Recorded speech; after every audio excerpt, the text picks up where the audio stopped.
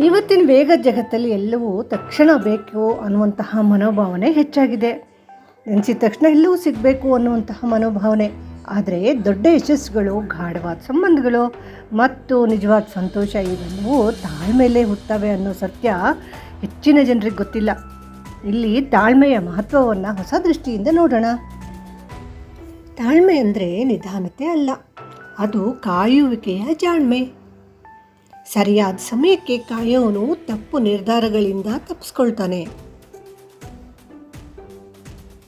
ತಾಳ್ಮೆ ಹೊಂದಿದ ಹೃದಯನೇ ಗಟ್ಟಿಯಾದಂತಹ ಹೃದಯ.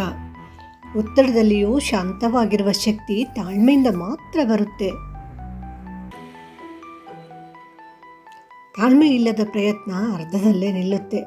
ಯಾವ ಸಕ್ಸಸ್ಸನ್ನು ಕಾಣೋದಿಲ್ಲ. ಸಾಧನೆಗೆ ಶ್ರಮದ ಜೊತೆಗೆ ಸಮಯಕ್ಕೂ ಅವಕಾಶ ಕೊಡಬೇಕು. ತಾಳ್ಮೆ ಕೋಪವನ್ನು ಸಹ ಶಕ್ತಿಯನ್ನಾಗಿ ಮಾರ್ಪಡಿಸುತ್ತೆ. ತಕ್ಷಣ ಪ್ರತಿಕ್ರಿಯಿಸದೇ ಇರೋದು ಅಥವಾ ನಿಧಾನವಾಗಿ ಪ್ರತಿಕ್ರಿಯಿಸುವುದು ದೊಡ್ಡ ಬುದ್ಧಿವಂತಿಕೆ ಅನಿಸ್ಕೊಳ್ಳುತ್ತೆ. ಇದು ತಾಳ್ಮೆಯ ಫಲ.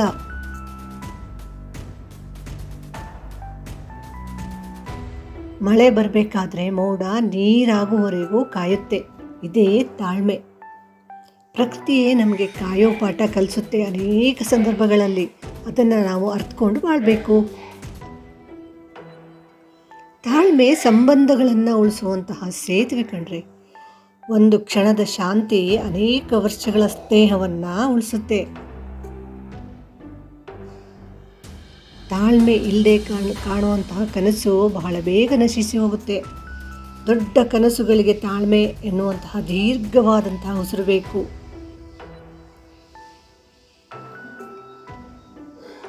ತಾಳ್ಮೆ ಅನ್ನೋದು ನಮ್ಮೊಳಗಿನ ಗೊಂದಲವನ್ನು ಶಾಂತಗೊಳಿಸುತ್ತೆ. ನಿಧಾನವಾದ ನಿರ್ಧಾರಗಳು ಹೆಚ್ಚು ಸ್ಪಷ್ಟವಾಗಿರ್ತವೆ, ದೀರ್ಘಕಾಲ ಇರ್ತವೆ.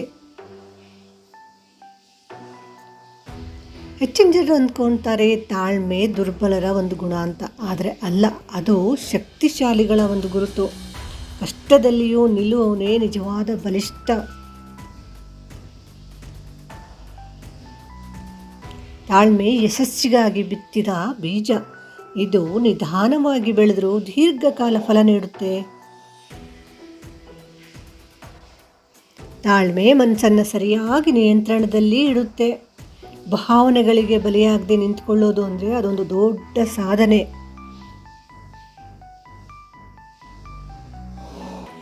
ಯಾವಾಗಲೂ ತಾಳ್ಮೆ ಇಲ್ಲದೆ ತೆಗೆದುಕೊಂಡಂತಹ ನಿರ್ಧಾರ ಹೆಚ್ಚು ಪಶ್ಚಾತ್ತಾಪವನ್ನು ತಂದುಕೊಡುತ್ತೆ. ಕಾಯೋ ಒಂದು ಕ್ಷಣ ಜೀವನವನ್ನೇ ಬದಲಿಸಬಹುದು. ತಾಳ್ಮೆ ನಮಗೆ ಗುರಿ ಕಡೆಗೆ ನಿಜವಾದ ದೃಷ್ಟಿಕೋನ ಏನು ಅನ್ನೋದನ್ನು ತಿಳಿಸುತ್ತೆ. ಆವೇಶ ಕಡಿಮೆ ಆದಾಗ ಸ್ಪಷ್ಟತೆ ಹೆಚ್ಚುತ್ತೆ. ತಾಳ್ಮೆ ಜೀವನದ ಗಾಢತೆಯನ್ನು ಹೆಚ್ಚುತ್ತೆ. ಎಲ್ಲವೂ ತಕ್ಷಣ ಸಿಗೋದಿಲ್ಲ ಅನ್ನುವಂಥ ಅರಿವು ನಮಗಿದ್ರೆ ಅದು ಹೆಚ್ಚು ಸಂತೋಷವನ್ನು ತಂದುಕೊಡುತ್ತೆ. ತಾಳ್ಮೆಯ ಫಲ ಶಾಶ್ವತವಾಗಿರುತ್ತೆ ಮತ್ತು ದೀರ್ಘಕಾಲದ ಸಿಹಿಯಾಗಿರುತ್ತೆ. ತಾಳ್ಮೆಯಿಂದ ಪಡೆದ ಜಯ ಹೆಚ್ಚು ಮೌಲ್ಯಯುತವಾಗಿರುತ್ತೆ. ಸ್ನೇಹಿತರೆ, ತಾಳ್ಮೆ ಅಂದರೆ ಕೇವಲ ಕಾಯೋದು ಮಾತ್ರ ಅಲ್ಲ, ಸರಿಯಾದ ಮನೋಭಾವದೊಂದಿಗೆ ಮುಂದೆ ಸಾಗೋದು ಅಂತ ಅರ್ಥ. ತಾಳ್ಮೆ ಹೊಂದಿದವನು ಯಾವ ದಾರಿಯಲ್ಲಿ ಆದರೂ ಸಹ ಕೊನೆಯಲ್ಲಿ ಗೆದ್ದೇ ಗೆಲ್ತಾನೆ. ಇದಾಗಿತ್ತು ಇಂದಿನ ವಿಡಿಯೋವನ್ನು ಪೂರ್ತಿ ನೋಡಿದ್ದಕ್ಕಾಗಿ ಧನ್ಯವಾದಗಳು. ವಿಡಿಯೋಕ್ಕೊಂದು ಲೈಕ್ ಕೊಟ್ಟು ಶೇರ್ ಮಾಡಿ, ಚಾನಲ್ನ ಸಬ್ಸ್ಕ್ರೈಬ್ ಮಾಡಿ. ನಮಸ್ಕಾರ.